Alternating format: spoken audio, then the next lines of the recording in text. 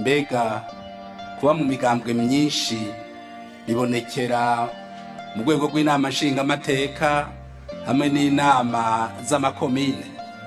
Ico naco ni kibazo nibajije nanje, mbega abo babaza ico kibazo ko dusubiye mu mugambo umwe n'abenegihugu aribo batoye uwo mugambwe canke n'abasanzwe barongoye iyo migambwe? Ivyo nanje nibibazo nibajije. Nasanze ivyo bibazo abariko baravyibaza n'abasanzwe barongoye imigambwe.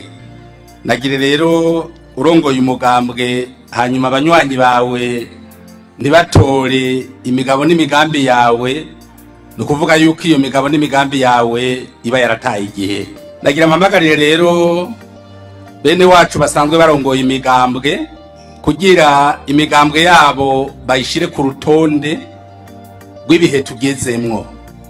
Ntibibaze yuko umurundi ari umwe wa hirya y'ejo wabwira ivyo umubwiye akavyumva uko nyene. Bamenye ko abarundi nabo nyene ubu baciye ubwenge, batora ico babona gifise ico kizobungura.